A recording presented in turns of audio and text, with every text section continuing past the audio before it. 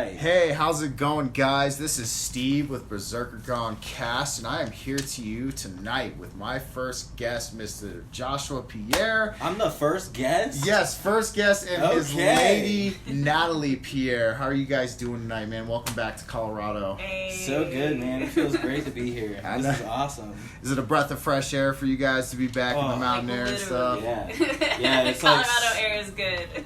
Just ever so slightly less oxygenated Okay. than normal sea level air. Hey, So man. it's great. Hey, man. No, I totally get it. The air's real clean out here. Oh, It it's is- so good. It is a little different, but it's clean, man. So I want to talk to you about Mr. Pierre for a minute, man. He goes on Instagram by Spindingo Sound. Wait. It's Spindigo. Spindigo Sound. Yeah, it's not Spindingo. Okay. Because my middle name is Indigo. Oh, It's okay. Spindigo. Spindigo. Yeah. Okay, correction, Yeah. guys. And I honestly think you guys should give him a check on his page. He does music videos. He does his own music, and he actually produces all of them. Do you want to tell us a little bit about that? Well, really the video thing is Natalie. Okay. Natalie is the videos, and I'm really the audio. Okay. And I mean, we work together on the videos. We definitely go out there together and shoot them. But conceptually, our whole last project, I came up with all the music, and then the videos were kind of put together a lot by Natalie after the whole music was already So it's sort of like a visual album. So it wasn't like how a traditional music video would be for one song from somebody's album. I wanted this piece of work to represent the full album so that it could really help people listen to the music and also experience it on another level, alongside. Yes. Yeah. So the whole thing kind of came together. It's got quite a long sort of timeline of the whole. Now it's all done and it's actually on YouTube, but it took years for it to actually be released publicly. And even before, I don't know, it had this weird genesis because when we moved out here, we were kind of separated from all the people that we normally knew, right? And Okay. I had this sort of body of work of beats and just songs that I made with various groups and stuff that I made together and productions that had never really come to fruition and been released. And so I started just going through all those because I was sort of, in my own world out here in Colorado and just Well, you were working at the I was working parkour.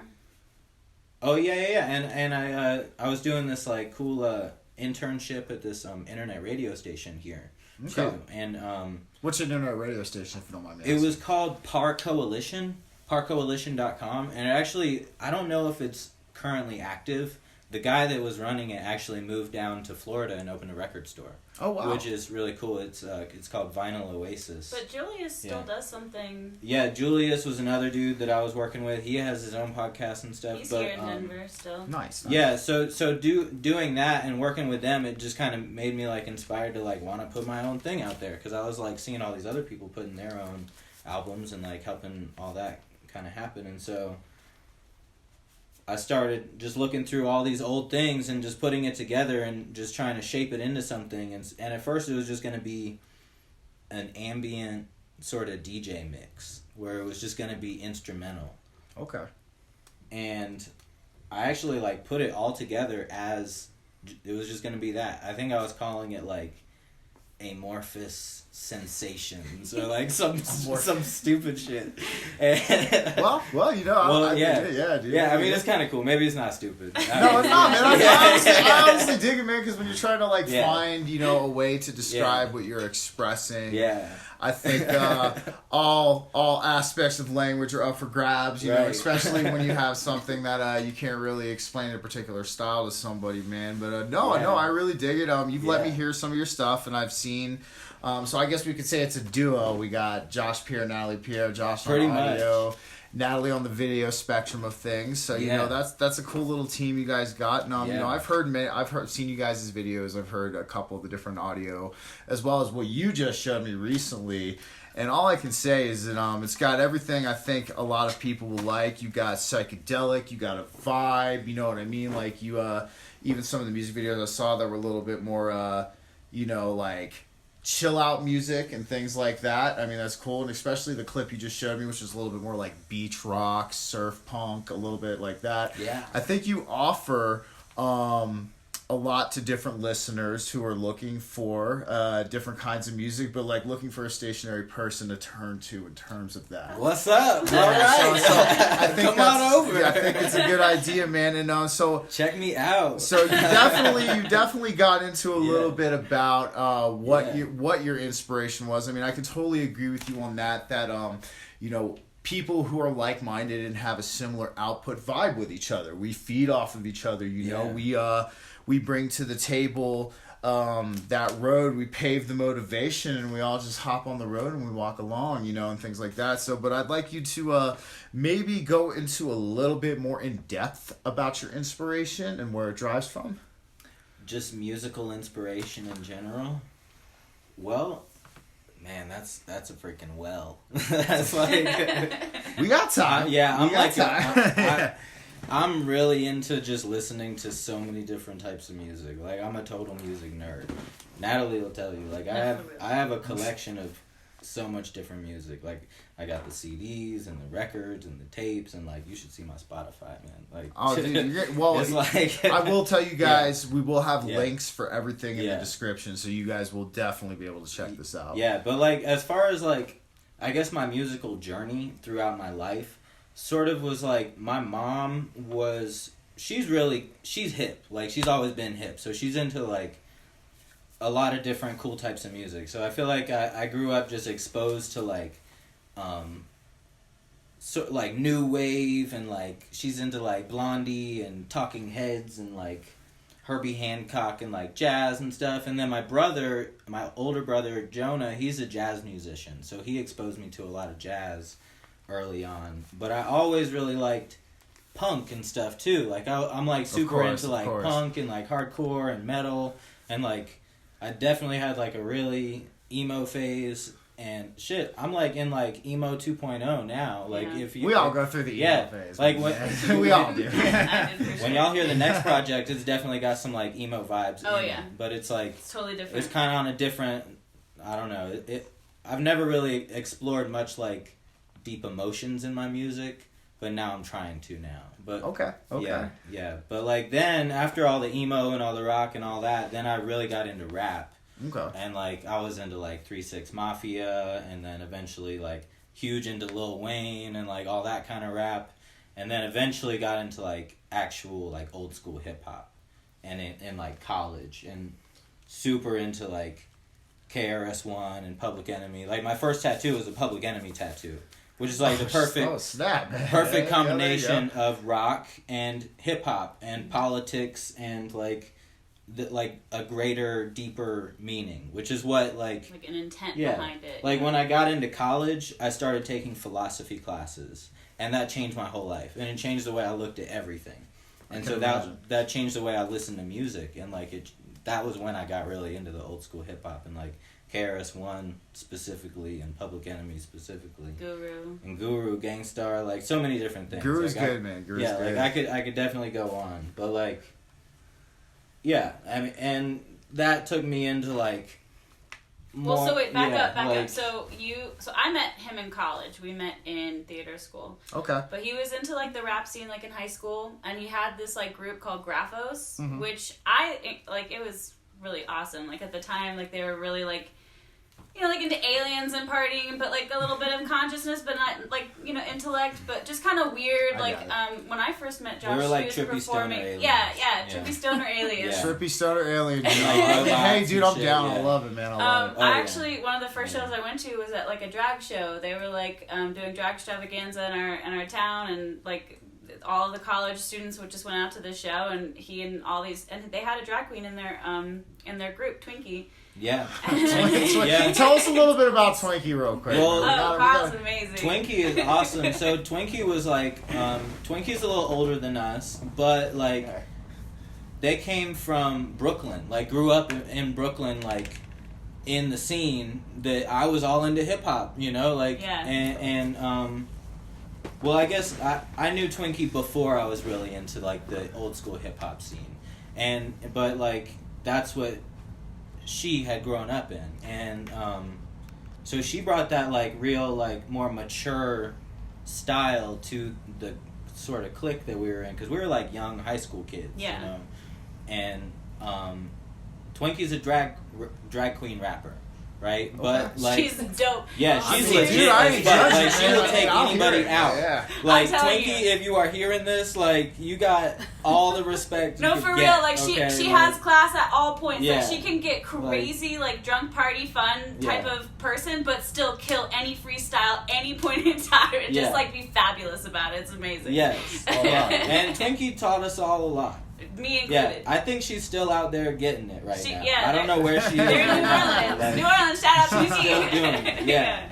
But yeah, she was like, so after, like, so Graphos, I guess if we're going into my discography, I mean, That's we can go into it. Yeah, all right, let's hear it. I'm not trying to, like, because I got a lot of stories. No, man, no, the people want to hear about you, man, and they want to be turned on. Well, then I met you in college, and then that's sort of when you went on your thing, and we started making music together. Okay. Yeah, so it was like, Graphos was like, you know, high school days, like some ignorant, like, you know, more club-oriented, trippy stuff. And then we started collaborating with more people, and we started calling it Graphos Entertainment. And that was when, like, Twinkie and, like, several other rappers and stuff were involved. Natalie started getting involved.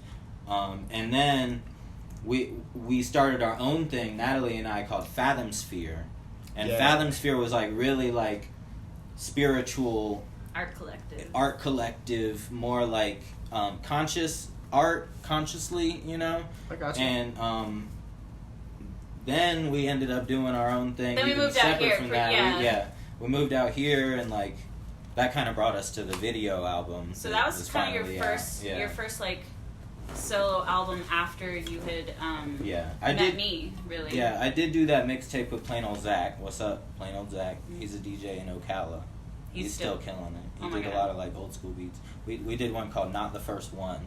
That's on SoundCloud. Okay. And that's like, you could really hear like when I was really into all the old school 90s rap in that one. Yeah. Because that's like that kind of vibe. That's a good example. Well, no, you know, old school, I think the best hip hop was then. You know what I mean? Especially, maybe I'll even give it up to the early 2000s were probably the golden age of hip hop. For sure. I'm not hating on anybody's new vibe or new sound or anything like that. I know music evolves, tastes change, people change, but I do not think the new hip-hop is for me. I think it needs to be defined as something different. I think it's not the same. And I think that I don't vibe with it either. And I think that, you know, just call it something different because it is. You know. I would totally agree with you on that because, I mean, even the genre of hip-hop, at least in my opinion, you know, has lyrical promise. It has actual talent and has actual thought put into the lyrical aspect of it as well as the musical aspect of it. I mean, you have these beats that are, you know, actually make sense. They actually are rhythmic. They're actually melodic. You know, I mean, I don't, you know, hate on some of the banger and the trap stuff out. I mean, I dig that every now and then too, but it seems like they just took it to the next level. Right. In the newer style hip hop that's starting to showcase itself throughout the music scene.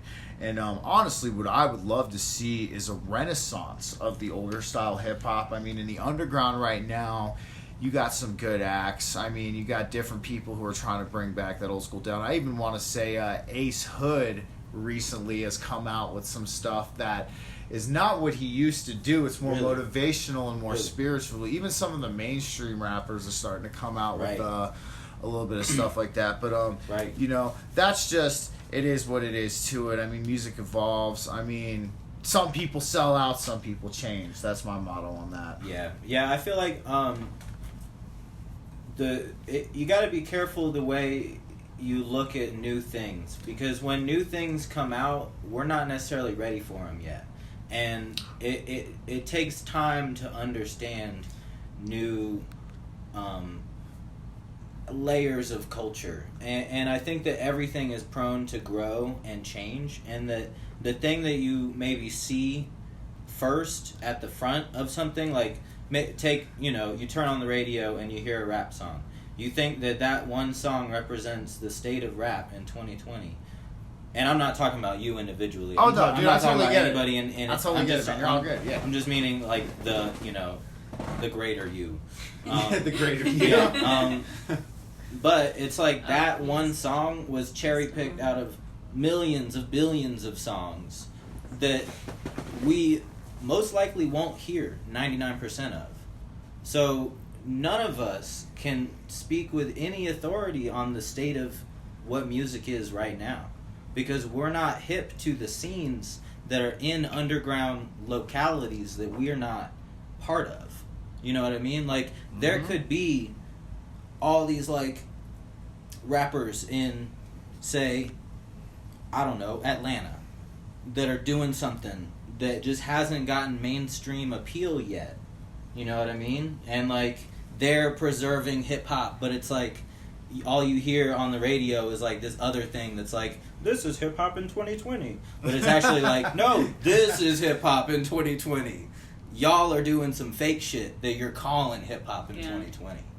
And it's like, I don't know. I would totally agree with that. I think a lot of radio stations, you know, when it comes to even media in general, sometimes likes to showcase the extreme of things. Right. And they don't really take time to go in depth and actually explore the subject as they should. I mean, music evolves, music changes. I mean, in another 10, 20 years, I mean, what could we be looking at? I mean, even whole new genres could expose themselves. Right. Even, or old school genres could make a comeback. Dude, you never really know. I've discovered so many old genres that I never knew existed. Like that American football that I showed you. Yes. There's a whole genre of that. And that's, like, been a thing since the 90s. And it's like, if you, like, just open this one door and you're like, what is this? Then you'll see there's, like, a million things in there that you've never even heard of. And it's like, you could do that with any topic. And it's like, you know, the, like, fractal nature of the universe. I totally agree with you on that. I think when you really look down to it and you look in the whole of it all, there are a lot of aspects of a similarity in the same coin, you know what I mean? I think really when you look at it, it all stems from the source. It's the love of creativity, it's the passion of expression, it's the love of harmony. I mean, I could literally go down a list of things, but now that we're on the topic of consciousness, actually, one of my favorites. Sorry, I said fractal. You know what I'm saying? But what does consciousness mean to you, Mr. Pierre? I mean, why don't you give me a little bit of a scoop on that, and Mrs. Pierre as well? Can I let Natalie take this? Okay. I wanted to put you on the spot, but it's up to you. Well, okay. I'll give a short answer, but I really want this to be Natalie's, like, thing, because she's, like, much more of a guru than I would be, I think. But maybe I'm just being modest. I want to hear your opinion first. What is consciousness to you? What is consciousness to me? I mean, I think that consciousness, basically, I mean, if we're talking just at the simplest level, it's just, like, the thought. Like, it's the thought. The thought, that is. Like, you don't even have to go any further than that. It's just the idea. Because you have to have an idea of something for something to be something. In order to be something. If you're actually going to make something. And if anything was ever made, then what made it? You know? And then you think, is everything part of this greater thing? Because everything was made by something?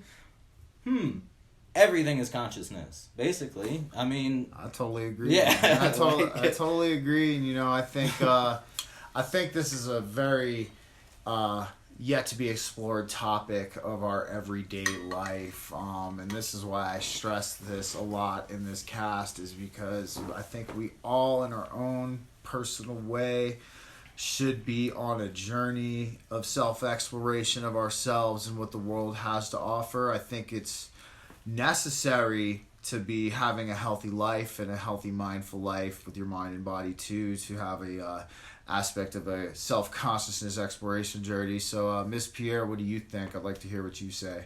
I do have a longer answer, but it's really interesting because I'm actually going to be doing a podcast about this book. Like my review of this book. This is called The Intention Experiment by Lynn McTaggart. And what you're talking about is having consciousness, like, at the forefront of people's lives. it's at the forefront of science, as we know, like with quantum physics and quantum mechanics and theories and stuff. And so this book in particular, she goes from the very beginning of every science experiment that's ever been done in relation to consciousness. And that's why it's called the intention experiment, because as I'm sure you know, the weird phenomenon about when you get into quantum physics is this like observer aspect, where whatever intention the experiment was supposed to prove always turns out exactly what they thought it would be, because of the person involved. And then you would have a different person come in and do the same experiment with a different intention to see, like, I'm going to test this theory, and it would do that. The elements did not change. So on a quantum level, the observer is creating the reality of the results. This is science. So this is real. This is determined, measurable fields that we can actually talk about. You have ancient geometry everywhere. You know that everything is mathematics. So when you talk about consciousness, it is something that's sort of like esoteric and self-reflective and relates to you personally, as far as like, you know, when you hear the voice in your head talking to yourself, what is that? You know, who is talking? Like, what voice are you hearing? Like, that in and of itself is the question of intent. But also, you know, if you go to make a sandwich because you're hungry, like, you have the thought of, I want a sandwich, and then you create it. So you literally create reality with your thoughts by, like, that's the nature of reality. So it gets real, like you said, deep and interesting. But I love to consider consciousness when it comes to a scientific aspect, and, like, when you get down into the, like, quantum aspects of it, because the fractal thing, you know?